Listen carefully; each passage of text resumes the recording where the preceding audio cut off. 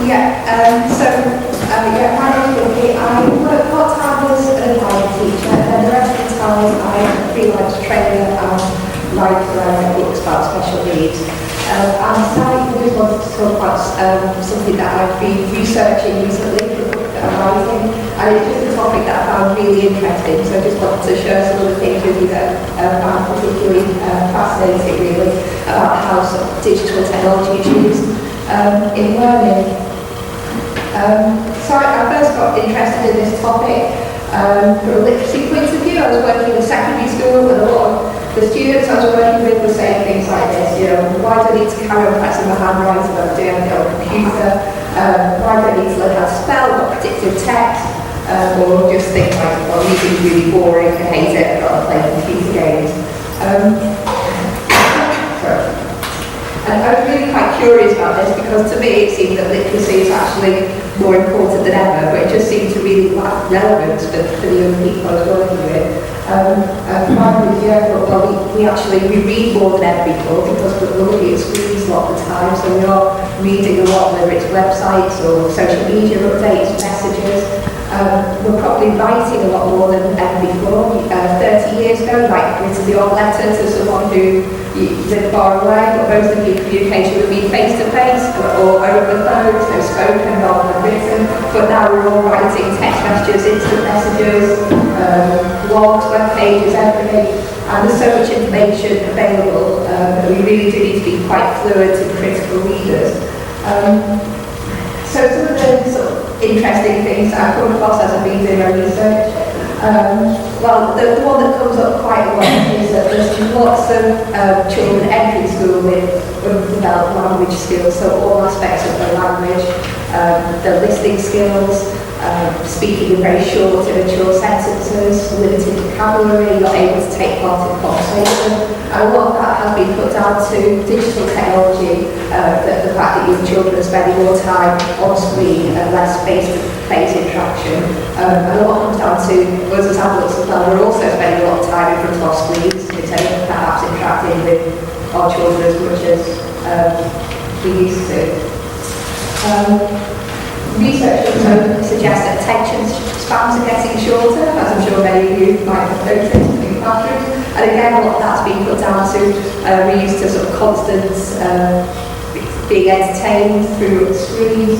A lot of children are entering schools with undeveloped motor skills, again because they're all tapping and swiping on Twitch screens, perhaps not engaged as much in other activities which will sort of build up the muscles in the hand and the coordination that they need to handwrite and do other fine motor skills. We're all getting very much used to multitasking, so this evening a lot of us will be listening, but a lot of us will also be tweeting at the same time or checking Facebook and things. And the research shows that actually multitasking doesn't help us learn, it doesn't even help us do things quicker, and in fact we don't engage as deeply with things when we go towards one thing to another. And we're all becoming very conditioned to find quick answers, which is leading to sometimes frustration. We can't find something immediately, perhaps a lack of effort or resilience in some cases. In terms of some of the things with literacy, the evidence seems to suggest so far that if we're reading on screen, we don't understand as deeply as we're reading on paper. We don't engage with the text in the same way. And one of the reasons for that is that there's lots of distractions, lots of hyperlinks. We open multiple tabs. We're easily distracted from one thing to another. And some of the studies show that university students actually very rarely get past the third page of when they're reading a journal article on screen, and most often just quote from the very first page. So it can seem that we're actually getting less able to sort of follow an author's logical extended argument. People just sort of look at the first bit and read on screen. On the positive side, a lot of young people have fun with language. They like coming up with new abbreviations and text systems and things, but it does seem to be the children with better literacy skills to start with are the ones who are able to do that more so than children with weaker literacy skills. again, evidence so far shows that if we're making notes on a laptop, we remember less than if we're actually writing them by hand. A lot of young people are perhaps having difficulty expressing themselves in writing, and that will link back to, you think about the language skills. Obviously, if young people are having difficulty expressing themselves through speech, it's going to have an impact on their writing. And perhaps surprisingly, some evidence suggests that children are becoming less creative in their creative writing, and that's been put down to a lot maybe have a fear of failure or don't want to try something new. They'd rather go with adapting what's already out there.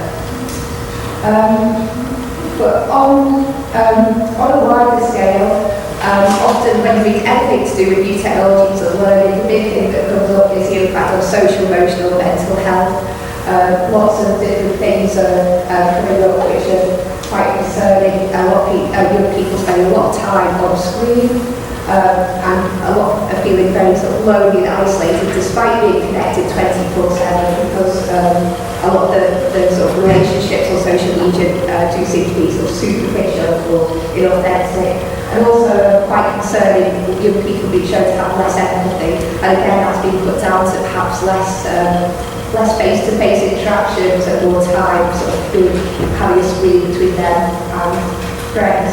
And I realise this is a huge topic, I know we've got a minute or two left, but I just wanted to point out some of the things that I've found really interesting. I know that I've only just sort of scratched the surface, but I just wanted to highlight the key points. Actually, digital technologies, they have been around a while now, but the evidence is still only just sort of coming up about exactly what impact they have on how we're learning and how we're teaching. They impact learning in lots of ways, directly and indirectly. There's actually very few evidence benefits so far of exposing very young children to lots of technology. I mean, some of my friends say to me, oh, I've got to buy my 3-year-old a tablet because they'll be left out otherwise, they'll be behind the peers. But in fact, any technology that you gave 3-year-olds today is likely to be completely obsolete by the time they're 16 anyway. So they won't be missing out. In fact, they're going to be much more disadvantaged if they don't get those early language skills and the social and emotional development that they need. And it is still essential to have good literacy skills, because if a lot of